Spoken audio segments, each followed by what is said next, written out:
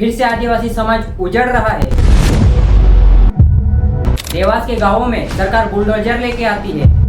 एक आदिवासी बहन का रेप किया गया और फिर उसे नींव वस्त्र करके भीड़ के सामने घुमाया गया। औरतें रो रही है।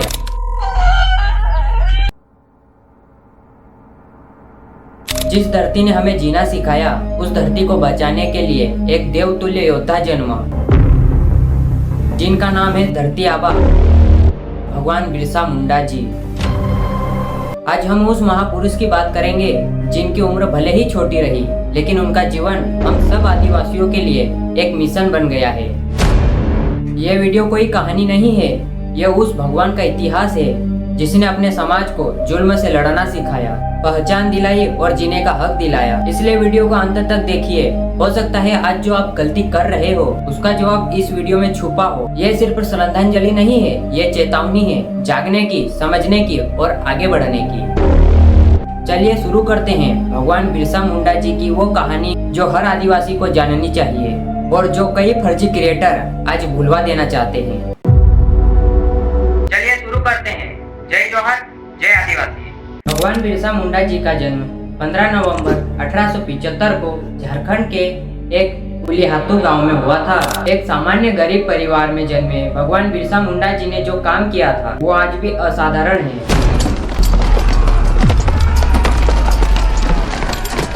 अंग्रेज आदिवासियों के जंगल छीन रहे थे, जमीन पर कब्जा कर रहे थे, संस्कृति मिटाने की कोशिश कर रहे थे, लेकिन बिरसा मुंडा जी ने नारा दिया, अबुआ दिसुम अबुआ राज, मतलब हमारी धरती हमारा राज। उन्होंने सिर्फ अंग्रेजों से नहीं, ईसाई मशीनरियों, महाजनों और जमींदारों से भी टक्कर ली जो आदिवासियों को धोखे से गुलाम बना रहे थे। उनकी आवाज ने जंगल में आग लगा दी और एक जन आंदोलन खड़ा हो गया, जिसे इतिहास में मुंडा विद्रोह के नाम से जाना जाता है। कहाँ गलत फंस रहे हो तुम, कौन तुम्हें लूट रहा है, ये सब बताया। और आज क्या हम उन्हीं के नाम से फिर से लूट का हिस्सा बन रहे हैं? कभी भगवान बिरसा मुंडा जी ने जंगल को बचाने के लिए अंग्रेजों से लोहा लिया था। आज उसी धरती पर, उसी समाज पर फिर से अत्याचार हो रहा है, लेकिन इस बार कोई अंग्रेज नहीं है। इस बार हमारे ही बीच का सिस्टम हमारे ही खिलाफ है। कब तक चुप रहोगे, कब तक सहते रहोगे? अब बोलना होगा, अब उठना होगा, क्योंकि भगवान बिरसा मुंडा की सिर्फ किताबों में रहने के लिए नहीं थी, वो लड़ाई थी हक के लिए। धरती आबा भगवान बिरसा मुंडा जी ने हमें सिखाया था, अगर अन्याय हो रहा है तो चुप रहना भी पाप है। उन्होंने अंग्रेजों की नीतियों को नहीं झेला, जंगल नहीं काटने दिए, जमीन नहीं हड़पने दिए, और सबसे बड़ी बात, उन्होंने हमें जागने का रास्ता बताया। लेकिन अब क्या हो रहा है? फिर से आदिवासी समाज उजड़ रहा है।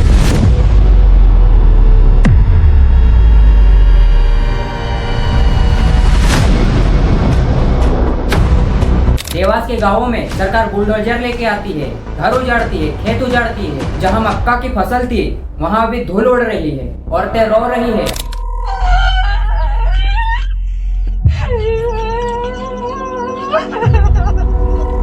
बच्चे सहमे हुए हैं क्योंकि 20 साल से जो खेत उनके थे वो अब छीन लिए गए। ये विकास है या विनाश? कुछ साल पहले जो घटना हमने देखी थी उसे सुनकर रूह कांप उठे। एक आदिवासी बहन का रेप किया गया और फिर उसे नींव वस्त्र करके भीड़ के सामने घुमाया गया।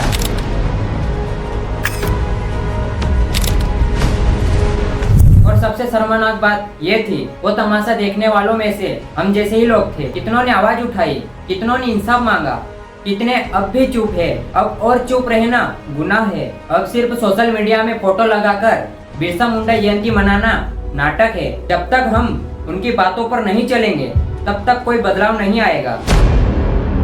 अब वक्त है जो नेता झूठे वादे करते हैं उनको नीचे गिराने का, जो हमारे खेत उजाड़ते हैं उनके खिलाफ कोर्ट जाने का, जो हमारी बहन बेटियों की इज्जत लूटते हैं उनको सजा दिलाने तक लड़ने का।